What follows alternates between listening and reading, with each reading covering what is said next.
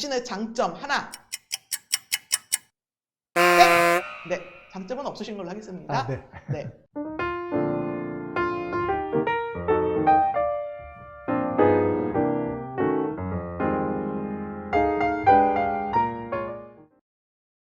네, 안녕하세요. 강우주 전원님.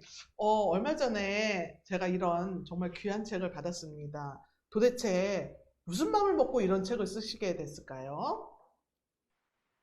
네, 제가 하나님 믿은 지가 한 40년 됐는데요. 근데 그동안 쭉 이렇게 신앙생활을 하면서 몇 가지 어려운 그런 점들이 있었습니다. 하나는 같은 성경을 보는데 사람들마다 다 생각이 다르다는 거가 하나 있었고, 또 하나는 사람들마다 보면은 가정에서의 생활하고 교회에서의 생활도 다르고, 이런 점에서 굉장히 제가 그 마음속에 정리가 되지 않아서 어려움이 있었는데, 예를 들면 어떤 권사님이 있었습니다. 제가 잘 아는 권사님인데, 그분은 교회에서는 그 기도를 제가 들으면은 막 감동을 받을 정도로 정말로 멋있게 아주 영적으로 기도하시는 분인데, 나중에 얘기를 들었더니 그 집에서는 며느리한테 막 욕을 하신다고 들어갔고, 제 마음속에서 굉장한 혼란이 왔었습니다. 그리고 또 이제 보면은 교회에서도 어떤 분들은 형식을 되게 중요시 여기는데, 또 어떤 분들은 형식은 중요하지 않고 우리의 중심이 중요하다고 말씀하시는 분도 있고, 그래서 이런 차이들이 제 마음속에서 정리가 잘 안 됐었습니다. 그래서 제가 요즘 얼마 전에 이런 내용들을 가지고 조금 정리해서 한번 다른 사람들하고 나눠보면 어떨까, 그런 점에서 제가 균형에 대한 한 16가지를 정리를 한번 해본 그런 동기였습니다. 여러분, 아까 그 전우님 말씀한 권사가 저는 아니라는 거를 확실하게 알려드리고 싶습니다. 왜냐하면 저는 교회에서도 그렇게 영성 있게 기도하지 못하기 때문에. 네, 여러분, 저는 아닙니다. 책 제목이 균형의 영성인데, 장로님 삶에서 가장 균형을 맞추지 못한 영역이 있다면 어떤 영역이 있을까요? 저는 또 어렸을 때부터 체육 시간에도 균형을 잘 못 맞춰갖고 어려웠는데, 특별히 제가 적은 그런 글 안에서 보면은 어려웠던 거가 두 가지가 있었습니다. 하나는 이제 사람과 공의가 좀 어려웠었고요. 그다음에 또 하나는 사람 중심이냐 사역 중심이냐, 이 부분이 되게 쉽지 않았고 지금도 쉽지 않은 것 같습니다. 네, 아까 장모님이 체육 시간에 균형을 맞추는 게 힘들었다 그랬는데, 균형 맞추는 거 빼고 다른 체육 종목에서는 다 잘했다는 이야기이신가요? 그렇지는 않고요. 네, 그럴 줄 알았습니다. 네, 됐습니다. 근데 만약에 제가 예를 들어 볼게요. 1번 분은 정말 성질은 개떡 같으신데 사역을 정말 찰떡같이 너무 잘하세요. 2번 분은 사람은 너무 좋고 신실하신데 그렇게 일을 못하세요. 1번을 쓰시겠어요? 2번을 쓰시겠어요? 저는 교회에서나 선교단체에서는 둘 중에 선택하라면 저는 그래도 사람을 먼저 선택을 하겠습니다. 그렇지만은 그 뜻이 사람을 위해서 아무것도 사역을 안 한다는 뜻이 아니고, 사람의 인격과 그 사람과의 관계와 이런 것을 최대한 존중하지만, 그러나 그럼에도 불구하고 조금 지나치게 존중하다 보면은 우리가 그 잘못된 존중을 할 수가 있기 때문에 사역을 생각하면서 균형을 맞춰야 될 것 같습니다. 네, 역시 모범 답안이십니다. 이 책을 쓸만한 충분한 자질을 갖추셨다라고 생각을 할 수 있겠습니다. 네, 감사합니다. 사실 이 책을 쓰고 출판하게 된 과정 이런 거를 간략하게 좀 설명을 해주세요. 예, 제가 2년 전에 제목만 정해놨었습니다. 그때 더 밸런스라는 제목이 이상하게 마음에 들어서 그 제목만 정해놓고 그냥 1년 동안 아무것도 안 했었는데, 작년 4월 달쯤에 코로나 시작되고 얼마 후부터 갑자기 굉장히 마음속에 그것을 써야겠다는 열망이 생겨서, 특별히 작년 4월에 하나님께서 참 많이 이렇게 힘을 주신 것 같아요. 제가 그동안 생각하면서 정리를 안 해놨었는데 그것이 막 다 기억이 나면서 급속하게 한 20일 동안 정리를 하게 되었고요. 하루는 밤에 잠을 자다가 새벽에 이렇게 꿈속에서 제가 책을 쓰고 있는 거예요. 꿈속에서도 제가 이러다가 아침에 일어났을 때 다 까먹으면 어떡하나 이런 생각이 들어갖고, 눈을 떠보니까 새벽 3시여갖고 그때 일어나서 컴퓨터에서 그 제가 적었던, 꿈속에서 적었던 걸 다 다시 워드로 집어넣은 다음에 다시 잠들었던 기억이 있었습니다. 그래서 그 당시에 하나님께서 많은 힘을 주시고 인도를 하셨다는 그런 확신이 들었습니다. 그런데 이제 힘들었던 것은 출판에 대해서 아무것도 모르는데 이제 출판을 알아보기 시작하니까 출판하는 게 정말로 어렵더라고요. 저는 몰랐는데 출판사에 하루에도 수백 개 이상의 그 제안서가 오는데 그 중에 한 개 이렇게 선택하기도 쉽지 않다 그러더라고요. 그래서 저도 몇 개 출판사한테 이렇게 계속 거절을 당하면서 마음속에 낙심이 됐습니다. 이거 내가 하나님이 인도하셨다는 게 내 착각이었구나. 이게 잘 안 될 것 같다 하고 생각이 들면서 한 4개월 지났는데 안 되는 것 같아서 이제는 거의 포기를 했습니다. 포기를 하고선 제가 추천의 글을 부탁했더니 이제 이찬수 목사님한테 연락을 드려갖고 저 그냥 출판 안 될 것 같습니다. 포기하겠습니다. 그냥 잊어버려 주십시오. 이렇게 이제 연락을 취해놓고선 있는데 딱 3시간 만에 한 출판사가 연락을 해왔습니다. 그래서 결국은 어렵게 출판을 하게 되었는데 그걸 통해서 아 내가 다 포기하고 이제 내가 착각이었구나 하나님의 뜻이 아니었구나 하고 했던 그 순간에 마지막에 그 출판사를 연결시켜 준 것을 보면서 하나님께 이 2가지 사실로 인해서 참 감사를 드렸습니다. 네, 그러면 장로님 삶에 이거 외에 아 이건 아닌가 봐 하고 포기하려고 했을 때 하나님이 역사하신 그런 경험이 또 있으실까요?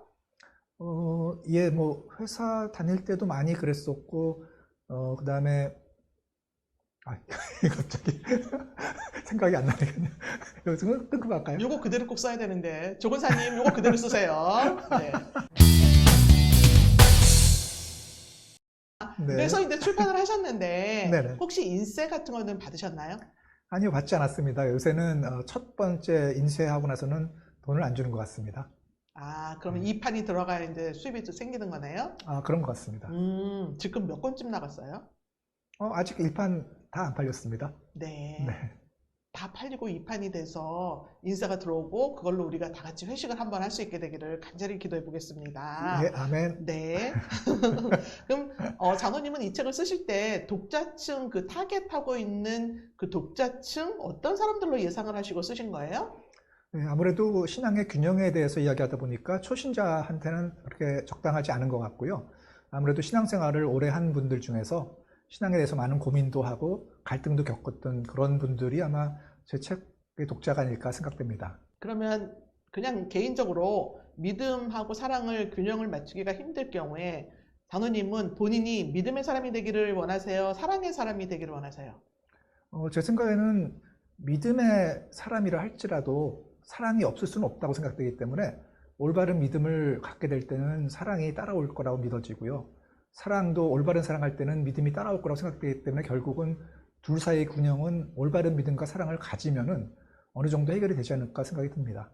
이 책을 읽은 독자들이 아 이거는 꼭 알고 실천할 수 있었으면 좋겠다 하는 내용을 한 문장으로 표현하자면 예, 저는 하나님이 이제 우리 각자에게 여러 가지 사역을 주셨고 그 다음에 사랑하라고 주신 그 대상도 이제 여러 명이 있을 것 같습니다. 뭐 사람도 있을 수 있고 교회도 있을 수 있고 또 뭐 선교단체도 있을 수 있고 근데 여기서 이제 균형을 이루지 못하면은 자기 자신의 신앙에도 어려움이 오고 또 주위 사람들을 실험 들게 하기 때문에 우리가 이러한 여러 가지 사역과 여러 가지 그 대상에 대해서 균형을 맞추다 보면은 결국은 각 영역이 이렇게 건강해질 수 있지 않나. 그것이 결국은 2문장이 됐네요. 어쨌든 그 내용이 중심입니다. 집에 계신 부인께서는 장로님이 참 균형 잡힌 영성을 갖고 있다라고 생각을 하실까요? 한 가지 그렇게 안 보는 면이 하나 있는데 잔소리가 너무 많다고 그럽니다. 그래서 제가 잔소리에 대해서는 확실하게 많이 줄여야만 그 얘기를 들을 수 있지 않나 그래서 많이 반성하고 있습니다. 그건 반성하셔야 됩니다. 네. 감히 부인한테 잔소리를 한다는 거는 있을 수가 없는 얘기라고 할 수가 있겠죠. 예, 저도 그렇게 네. 생각합니다. 네. 따님은 어떻게 생각할까요?